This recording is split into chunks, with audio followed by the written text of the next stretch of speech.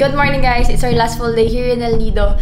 It's already 11:18 AM. So kanina medyo malakas yung ulan, malakas yung ambon. Ngayon lang nagka-araw, so nag-decide kami ni Leandro na wag nang mag-surf.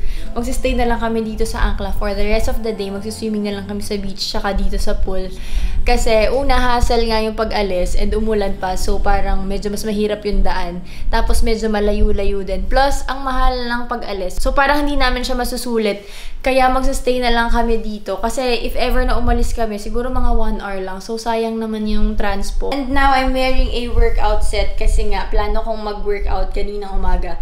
Around 9 AM. Pero, umuulan. So, hindi na ako nag-workout. It's 11:20. So, ito na lang muna yung isusuot ko. Hindi ko alam if okay yung ganitong outfit ko pag lumabas. Pero, since konti lang naman ang guest ngayon dito sa Ancla, feeling ko kaya ko na to. Dadalhin ko lang tong phone, yung camera, and itong susi.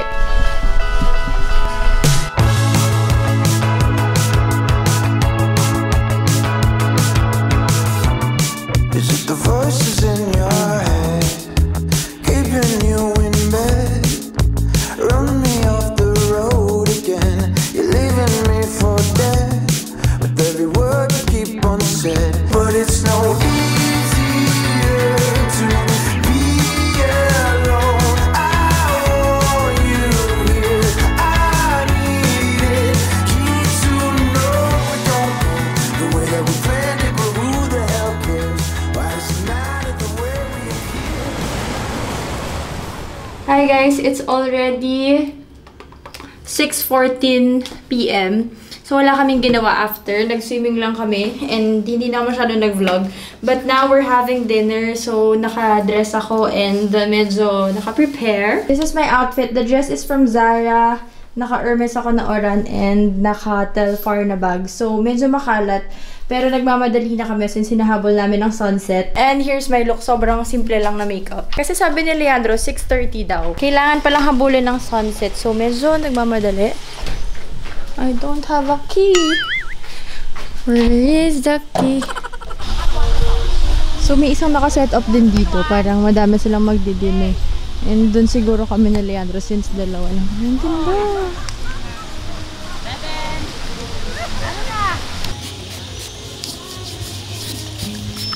Ang dami, babe. Sabi, generously. Oh, wow. Ano, lagyan kita. Hindi, okay lang.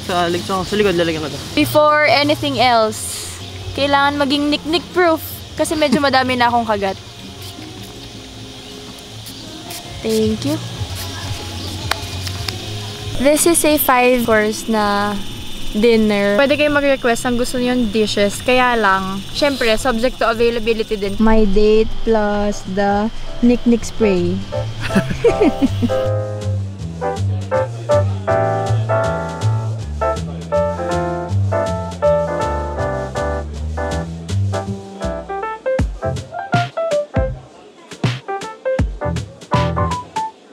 Chef salad, sir.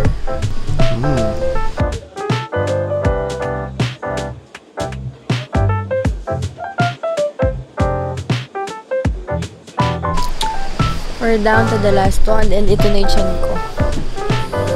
Mango ice cream.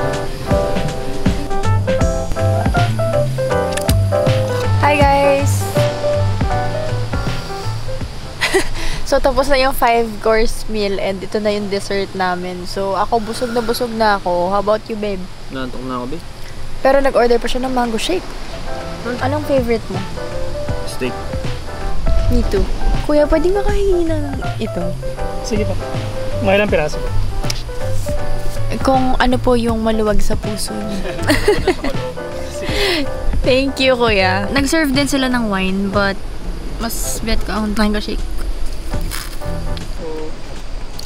Thank you.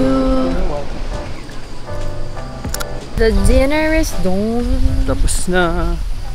And ito na ang aftermath. Uy, shucks! Sis, pabutete na ako. I'm so full. I'm so full. Babe, kakakain lang. Oo nga, gising pa naman ako. Huwag kang matulog. Huwag kang humiga. Koma. Pagkoma? Papalit muna ako ng pajama kasi busog na busog ako. Hindi pwede dito sa damit ko. I'll change in 3, 2, 1. So guys, yung pajama ko ngayon is also from Love to Sue PH. I'll just put the link and I love the prints ng mga pajama nila. And now, siguro magda-Netflix na lang kami. Ang aga pa pero wala na kaming ginagawa. Pero okay lang since kailangan na rin namin mag-ayos ng mga damit. Kasi bukas, maaga ang flight. Around 10 AM, kailangan paalis na kami dito. So that's it. So guys, yung rate pala dito sa Angkla is with free breakfast na. It's our last day and ito yung pinaka malakas na, hindi naman malakas na ulan, pero pinaka gloomy na weather. Tapos consistent nga. Kasi kahapon, naghihinto siya siguro mga after 15 minutes hihinto tapos sa araw. Pero ngayon parang simula nung morning, hindi na siya huminto, babe. So yun, and buti na lang kasi last day na rin naman. Kaya lang, sana okay din yung flight. Sana walang delays. Kasi nung papunta kami, na-delay kami. And later, sa Leo ulit tayo sasakay. If pupunta ka ng El Nido, pwedeng via Puerto Princesa. Kaya lang magva-van ka ng 5 hours. Pero medyo matagal yun. Pero if gusto nyo naman ng parang adventure, ganun, pwede yun, diba? Kunwari magkakaibigan. And mas mura yata if Puerto Princesa manggagaling. Pero if gusto nyo naman ng mabilisan, yung parang gusto nyo na agad makarating dito, mag-Leo na lang kayo via Air Swift.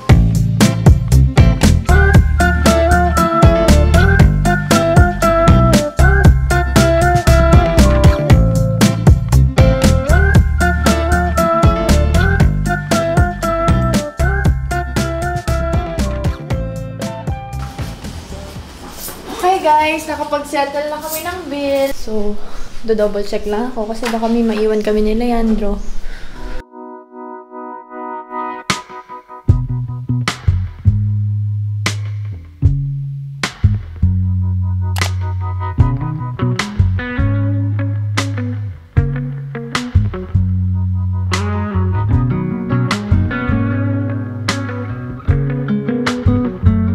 Already 11:21 and nandito na kami sa airport. So, ang flight is 12:15. So, inagahan lang namin.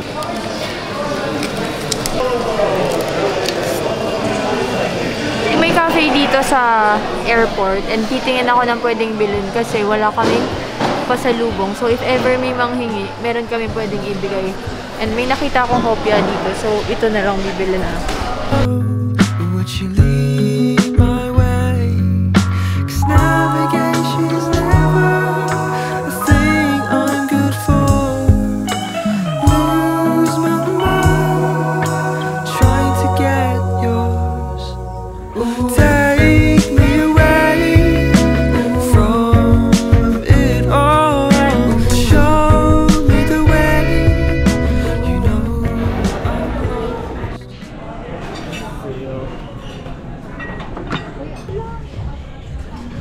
Hi guys, we're now at Zara. Kasama yung pamilya nasa likod.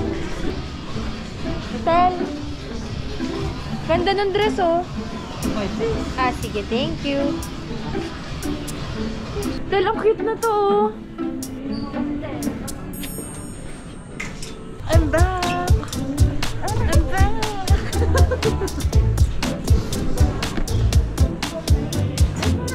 Ang laki! It's so big! Come with me. You know, I'm vlogging. Ice is cute, oh. It's sale. Oh, right. Let's go down.